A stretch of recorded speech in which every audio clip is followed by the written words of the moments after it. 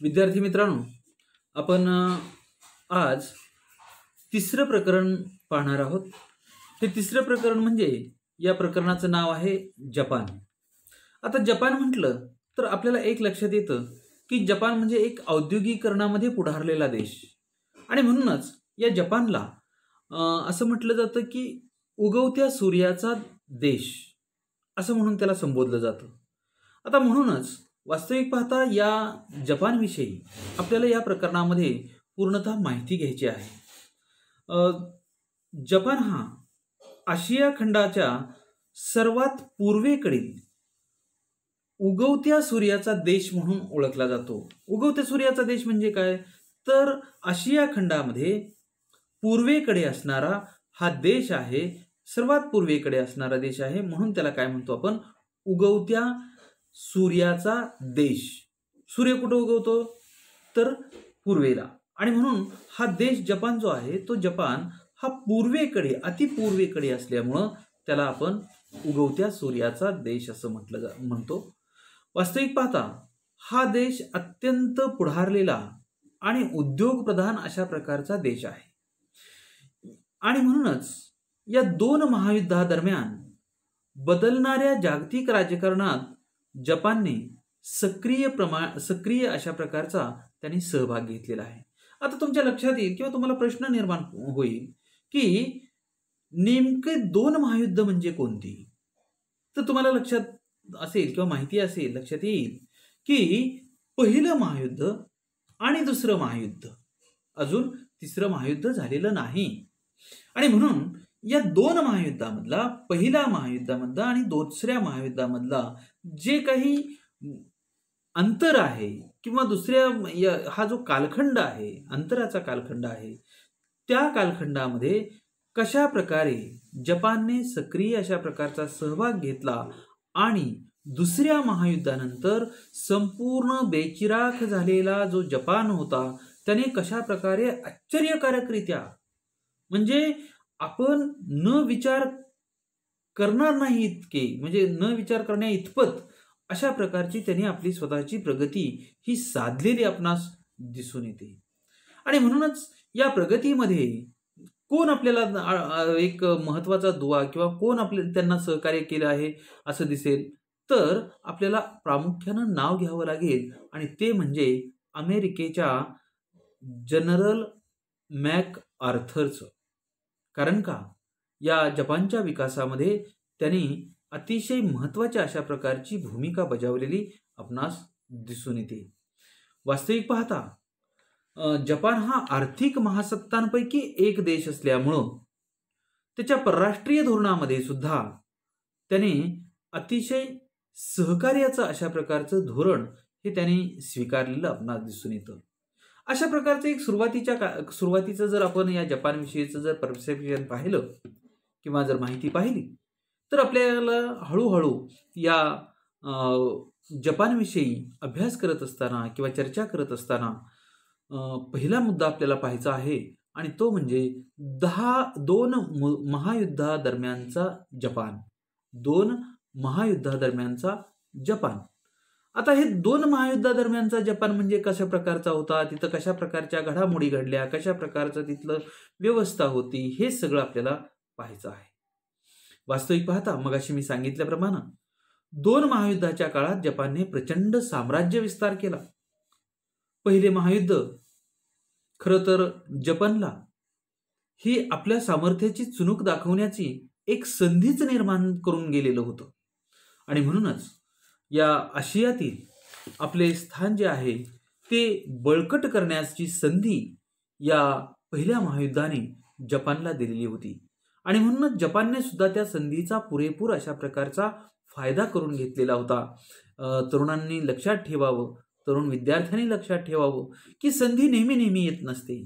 संधी एकदाच येते, संधी एकदाच दार तुटवते आणि म्हणून जर त्या संधीचा आपण उपयोग करून घेतला नाही, फायदा करून घेतला नाही, तर ती संधी जाते आणि परत त्या संधीसाठी आपल्याला वाट पाहावी लागते. जपाननं मात्र या पहिल्या महायुद्धाच्या दरम्यान जी काही संधी निर्माण झालेली होती ती संधी ही खूप महत्वाची अशा प्रकारची ही निर्माण करून घेतलेली आपणास दिसून येते. सगळ्यात महत्त्वाचं म्हणजे आपल्या लक्षात येईल की इंग्लंडचे मित्रराष्ट्र म्हणून 23 ऑगस्ट 1914 रोजी जपानने जर्मनी विरुद्ध युद्ध पुकारले आणि अतिपूर्वेकडील प्रदेशातील जर्मन प्रदेशावर आक्रमक चढाई केली म्हणजे आक्रमण केलं किंवा हल्ला केला. शाटुंग विभागातील जर्मनी विरुद्ध कारवाई करताना जपानने चीनच्या तटस्थतेचा भंग केला. म्हणजे काय की चीननं जे काही जपानबाबत किंवा त्या तटस्थ भूमिका राबवण्याचा प्रयत्न केलेला होता त्या भूमिकेवरती खरं तर त्याने त्या जी तटस्थतेची भूमिका होती त्याला कुठंतरी तडा देण्याचा प्रयत्न केलेला आपणास दिसतो. आता अशा प्रकारचे त्यांनी पावलं उचलल्यामुळं वास्तविक पाहता चीननं तिथं नाराजीचा सूर उमटवलेला होता. कारण आपल्याला माहिती आहे की महायुद्ध झालेली होती. महायुद्धानं आर्थिकदृष्ट्या राजकीयदृष्ट्या ही मंडळी जर्जर अशा प्रकारची झालेली होती आणि म्हणूनच ही अशा प्रकारची ही जर्जर झालेली जी मंडळी आहे त्यांनी पुन्हा अशा प्रकारच्या युद्धाला सामोरं जावं नको म्हणून किंवा जायला नको म्हणून त्यांनी हा फक्त निषेध नोंदवलेला होता.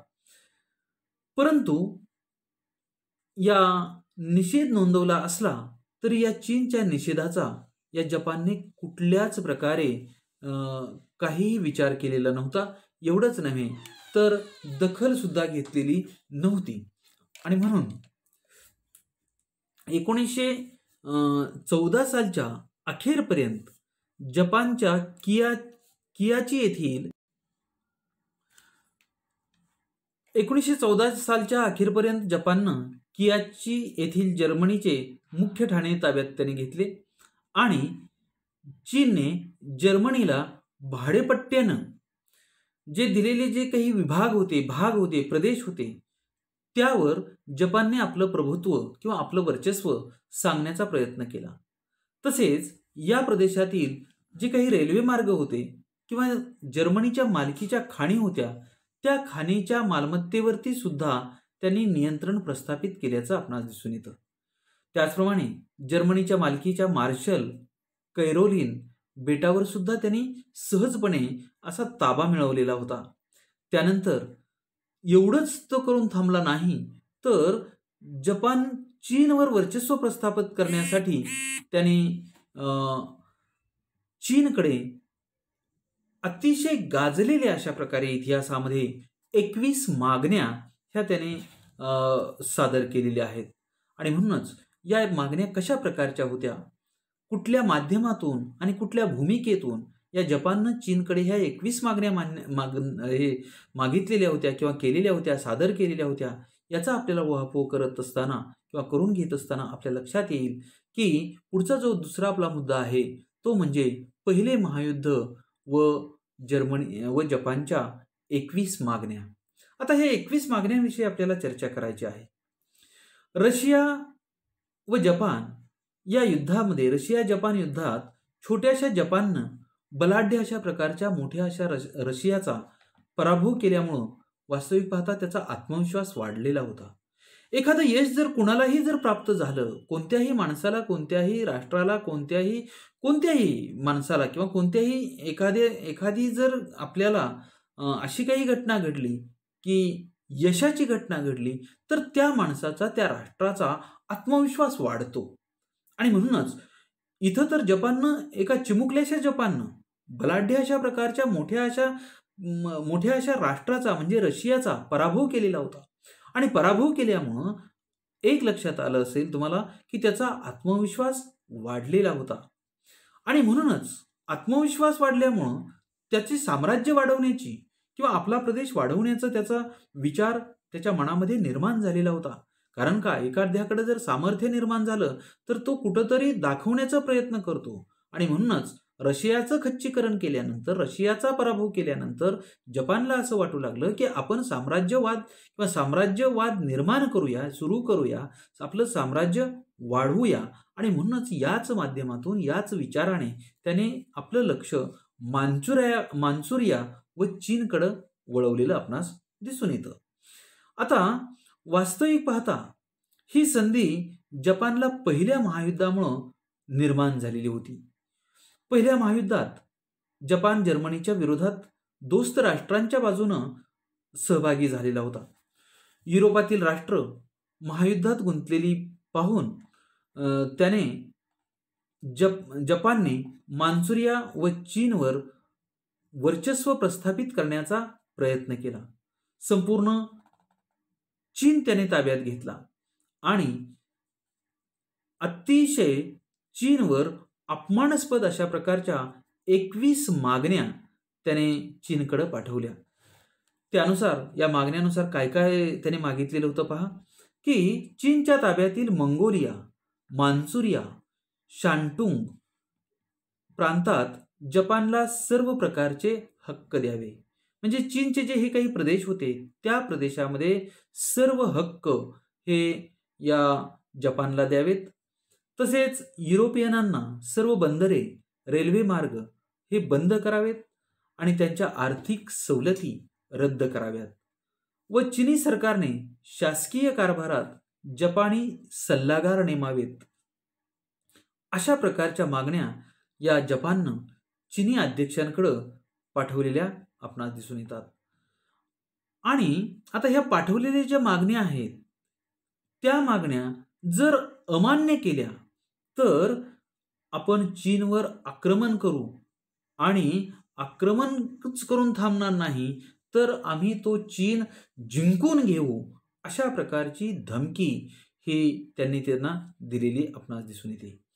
या 21 मागण्यांमुळं, आता ह्या अशा प्रकारच्या 21 मागण्या मिळाल्यामुळं, 21 मागण्या निर्माण झाल्यामुळं किंवा 21 मागण्या सादर केल्यामुळं झालं काय, की चीन अगोदरच या पाठीमागच्या युद्धांमुळं थोडासा डगमगलेला होता, गडबडलेला होता आणि त्यामुळं आता तो भयभीत झाला, घाबरला आणि म्हणून त्यामुळं या चीनचं स्वातंत्र्य संपुष्टात येणं, वास्तविक पाहता जर असं जर झालं, जर आक्रमण जर केलं तर चीनचं स्वातंत्र्य संपुष्टात येणार होतं आणि म्हणूनच तो चीन भयभीत झालेला होता.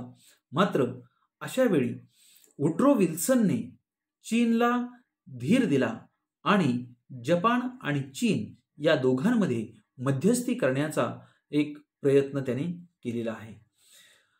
वास्तविक पाहता जपानच्या अशा 21 मागण्यांमुळे युरोपियन जी राष्ट्र होती ती राष्ट्र जपानवरती नाराज झालेली होती. महायुद्धानंतर झालेल्या पॅरिस परिषदेत जपानच्या काही मागण्यांना खरं तर मान्यताही दिलेली होती. मान्चुरिया, मंगोलिया, यांगेत्से या खोऱ्यांमधील जपानच्या आर्थिक हक्कांना मान्यता दिली होती. प्रशांत महासागरातील मार्शल व कोरोलिन बेटे जपानच्या स्वाधीन केलेली होती, म्हणजे जपानला दिलेली होती. जर्मनीचा शाटुंग प्रांत व त्यावरील अधिकारी जपानकडे दिलेले होते, सुपूर्द केलेले होते आणि म्हणून खरं तर वास्तविक पाहता पहिल्या महायुद्धामुळे जपानचा फायदाच झाला होता. परंतु असं असलं तरी मान्चुरिया व चीन ताब्यात घेण्याचं जे स्वप्न होतं ते स्वप्न मात्र जपानचं पूर्ण झालेलं नव्हतं आणि म्हणूनच अमेरिकेच्या मध्यस्थीमुळे पुन्हा एकदा जपानचे नुकसान झाले आणि दोन्ही राष्ट्रातले संबंध बिघडत गेले. एकंदरीत महायुद्धामुळे जपानचा बराच फायदा झाला, परंतु जपानला जे पाहिजे होतं ते मात्र त्यांना मिळालेलं नव्हतं. वुड्रो विल्सन हा अमेरिकेचे होते आणि म्हणून वुड्रो विल्सननं याच्यामध्ये जी मध्यस्थी केली त्यामुळे जपानला जो काही फायदा होणार होता तो जपानला फायदा मात्र इथं आता झाला नाही आणि त्यामुळं अमेरिका आणि जपान या दोन्ही राष्ट्रांमध्ये हे संबंध बिघडल्याचे आपणास दिसून येते आणि म्हणूनच वास्तविक पाहता पहिल्या महायुद्धानंतर जगातील एक श्रेष्ठ सत्ता, एक महासत्ता म्हणून जपानचे स्थान हे निर्माण झाल्याचं दिसून येतं, सिद्ध झाल्याचं दिसून येतं. यानंतर आपण जे पाहणार आहोत जो तिसरा मुद्दा आहे तो तिसरा मुद्दा म्हणजे वॉशिंग्टन परिषद. आता ही वॉशिंग्टन परिषद म्हणजे काय आहे तर ही वॉशिंग्टन हे एक शहर आहे आणि इथं परिषद घेतल्यामुळं त्याला वॉशिंग्टन परिषद असं म्हटलं जातं. 20व्या शतकात अमेरिका व जपान ही शक्तिशाली राष्ट्रे म्हणून ओळखली जाऊ लागली. दोन्ही राष्ट्रांनी आपले सामर्थ्य वाढवायला सुरुवात केली आणि सामर्थ्य वाढवून आपली साम्राज्यवादी कशी नीती अवलंबता येईल त्यासाठी त्यांनी प्रयत्न सुरू केले. अमेरिकेच्या शेजारी असलेला प्रशांत महासागरात जपानची भूमी होती. दोन्ही राष्ट्रांनी आरमारी शक्ती वाढवलेल्या होत्या आणि त्यामुळं वास्तविक पाहता किती जरी जवळचे मित्र असले तरी सुद्धा ज्यावेळी दोघांचं सामर्थ्य वाढत जातं त्यावेळी एकमेकांची कुठंतरी अंतर्गत भीती किंवा अंतर्गत शंका ही निर्माण व्हायला लागते. आणि अशाच प्रकारची जपान आणि अमेरिकेच्या बाबतीमध्ये एकमेकाविषयी मनामध्ये परस्परांविषयी भीतीचं, संशयाचं हे वातावरण इथं निर्माण झालेलं आपणास दिसून येतं. आणि म्हणूनच अमेरिकेचा जपानच्या विस्तारवादाला आळा घालण्याचा प्रयत्न सुरू झाला.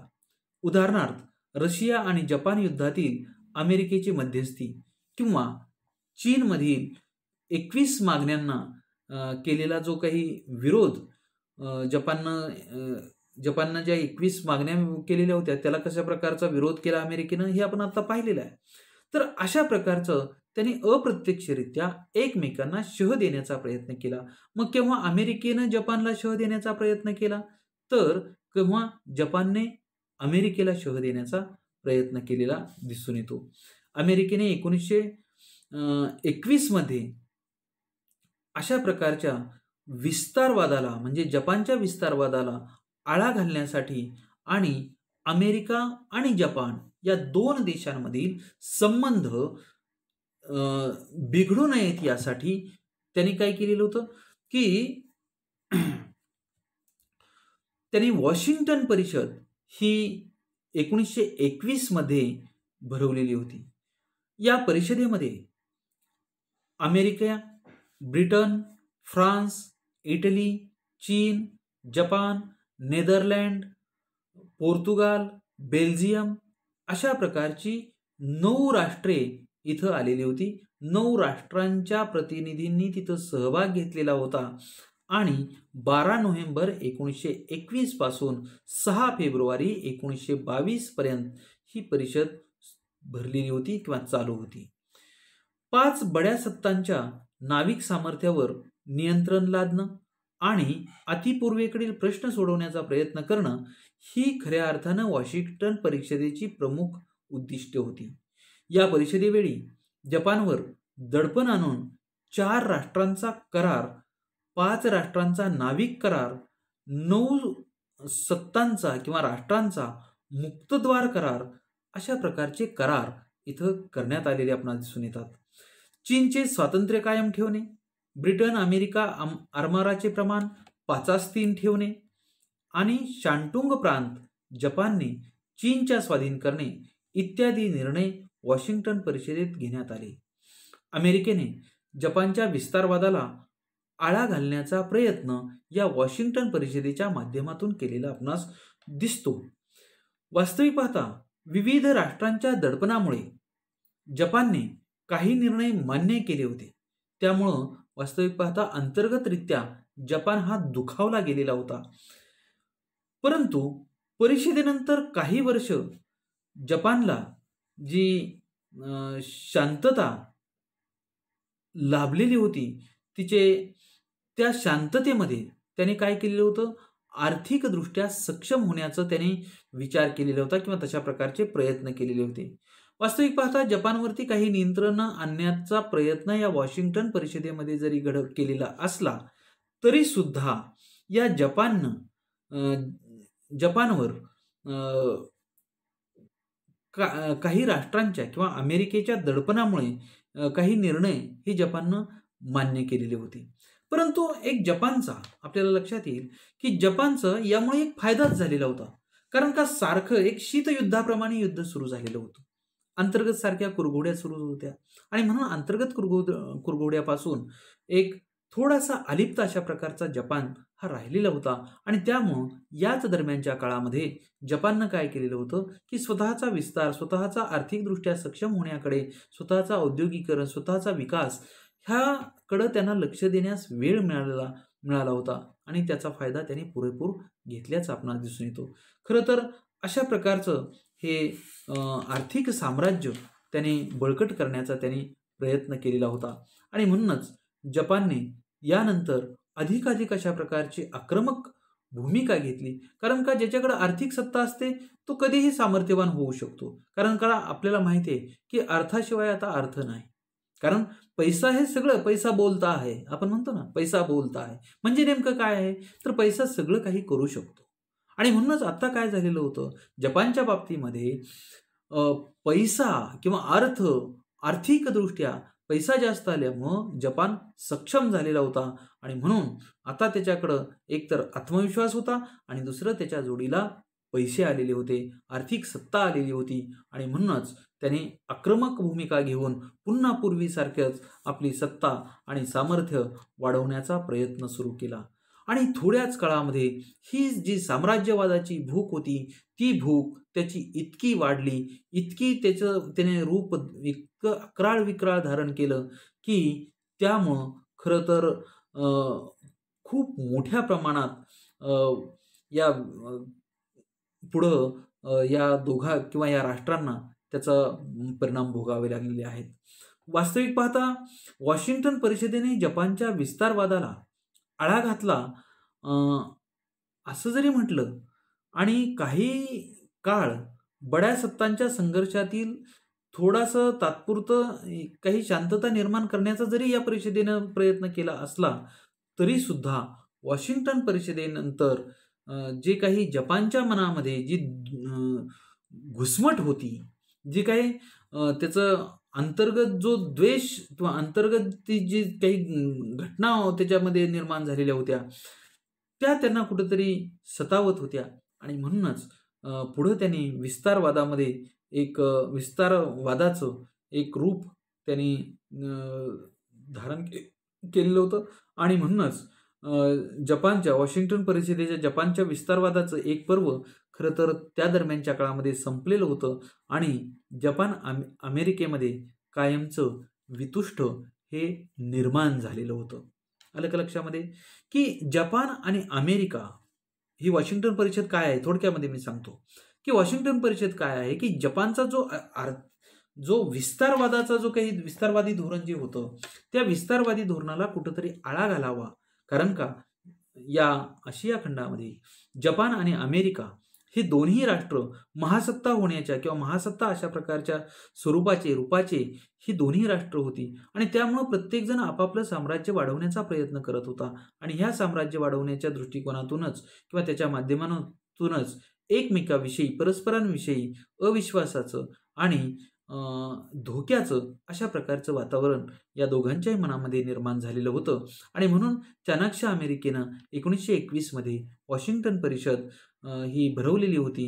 तिथं 9 राष्ट्र आलेली होती आणि या 9 राष्ट्रांच्या माध्यमातून जपानवरती काही बंधनं घालण्याचा प्रयत्न केलेला होता. जपाननं सुद्धा या सर्व राष्ट्रांच्या एका ह्याच्यामुळं किंवा एका थोड्याशा दडपणामुळं त्यांनी काही त्याच्या ज्या काही मागण्या होत्या, त्या मागण्या किंवा काही जे करार होते ते त्यांनी केलेले होते. आणि ते केलेले जे करार आहेत त्या कराराच्या माध्यमातून आपल्याला किंवा त्या अमेरिकेला असं वाटू लागलेलं होतं किंवा देशाला असं, राष्ट्रांना असं वाटू लागलेलं होतं की आता कुठंतरी हे शांतता निर्माण होईल. परंतु काही काळ या वॉशिंग्टन परिषदेला सुद्धा यश आल्याचं दिसतं. परंतु या वॉशिंग्टन परिषदेमध्ये कुठंतरी आपल्यावरती अन्याय झालेला आहे, आपल्यावरती कुठंतरी दडपणानं करार करून घेतलेले आहेत, अशा प्रकारची भावना त्यांच्या या जपानच्या मनामध्ये निर्माण झाली. आणि तो पुन्हा अधिकच साम्राज्यवादी स्वरूप किंवा साम्राज्यवादी आक्रमक अशा प्रकारचं स्वरूप त्यांनी धारण केलं. आणि अमेरिका आणि जपान हे एकमेकापासून असे दूर हे जाऊ लागलेले दिसून येतात आणि त्यांच्यामध्ये वितुष्ट निर्माण झाल्याचं दिसून येतं. तर अशा प्रकारची ही वॉशिंग्टन परिषद आणि त्या वॉशिंग्टन परिषदेची फलश्रुती ही आपणास पाहता येते. यानंतर आपण शेवटचा मुद्दा त्याच्यातला पाहूया या स्लाइडमधला, आणि तो म्हणजे जपानचा लष्करी साम्राज्यवाद. आता जपानचा लष्करी साम्राज्यवाद म्हणजे काय, तर याच्याविषयी चर्चा करत असताना याच्यामध्ये आपल्याला लक्षात येईल की वॉशिंग्टन परिषदेच्या नंतर त्याने आपला साम्राज्यवाद निर्माण केलेला होता, किंवा साम्राज्यवादी धोरण त्याने आपले अंमलात आणायला सुरुवात केलेली होती. 2 महायुद्धांच्या दरम्यानचा जो कालखंड होता तो हुकुमशाही तत्वज्ञानाच्या उदयाचा कालखंड होता. रशियामध्ये साम्यवादी हुकुमशाही प्रस्थापित झाली होती, तर इटलीमध्ये फॅसिस्ट आणि जर्मनीमध्ये नाझी अशा प्रकारच्या हुकुमशाह्या उदयास आलेल्या होत्या. जपानमध्ये लष्कराची हुकुमशाही उदयास आलेली होती.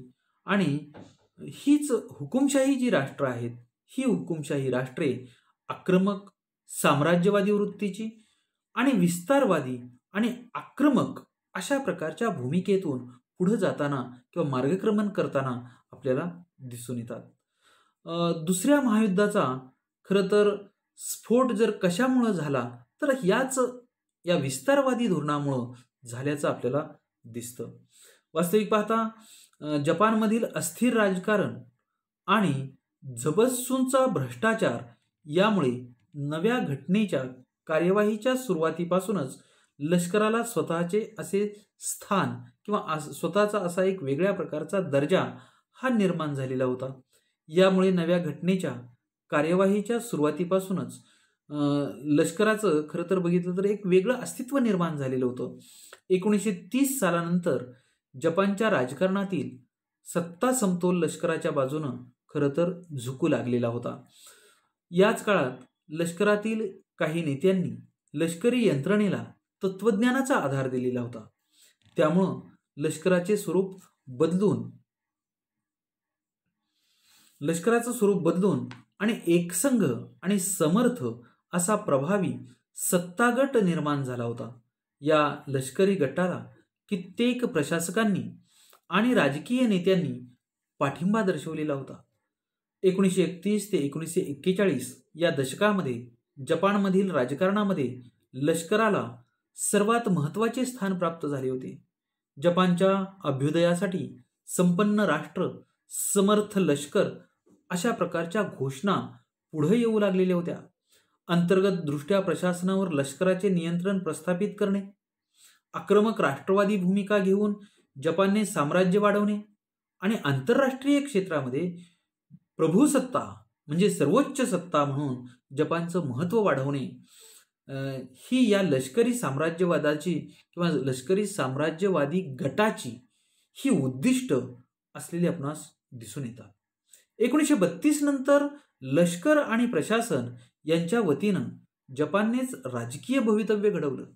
लष्करी साम्राज्यवादाच्या विस्तारवादी राजकारणाला मान्चुरियाच्या प्रकरणापासून खऱ्या अर्थानं सुरुवात झाल्याचं दिसतं. दुसऱ्या महायुद्धाअखेरीपर्यंत लष्करी साम्राज्यवादाचे दूरगामी परिणाम खरं तर जपानला भोगावे लागलेले आहेत. म्हणजे जपानचा लष्करी साम्राज्यवाद जर आपण पाहिला तर आपल्या लक्षात येईल की जपान हा साम्राज्यवादी कशा प्रकारचं, मगाशी मी सांगितलं की आर्थिक सक्षम झालेला होता, आर्थिकदृष्ट्या तो बळकट झालेला होता आणि आर्थिकदृष्ट्या बळकट झाल्यानंतर आपलं सामर्थ्य दाखवण्यासाठी, तो साम्राज्यवादाची भूक मिटवण्यासाठी वेगवेगळ्या प्रकारचे साम्राज्य मिळवण्याचा प्रयत्न करत होता. आणि त्याच दरम्यानच्या काळामध्ये जी लष्करी सत्ता होती, ही लष्करी सत्ता हळूहळू एक वेगळ्या प्रकारचं आपले अस्तित्व दाखवायला सुरुवात केलेली होती. एक वेगळं अस्तित्व आहे असं निर्देशित करत होती.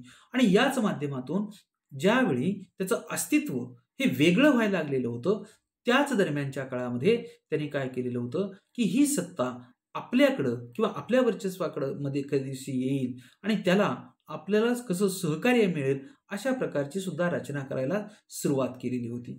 त्या रचनेला किंवा त्याच्या या योजनेला काही नेत्यांनी किंवा काही गटांनी त्यांना सहकार्य केलं आणि लष्करी सत्ता कशा प्रकारची चांगली आहे हे त्यांनी दाखवून देण्याचा प्रयत्न केला.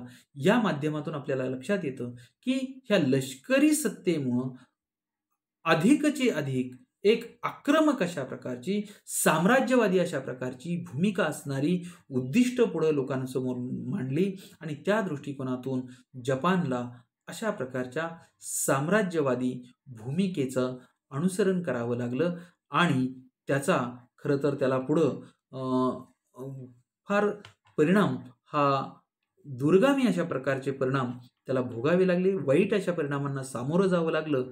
आणि म्हणूनच पुढं त्याला मान्सूरिया प्रकरण कशा प्रकारचं होतं किंवा मान्सूरिया प्रकरणाच्या माध्यमातून कशा प्रकारे साम्राज्यवाद सुरुवात झाला हे आपल्याला पुढं पाहायचं आहे.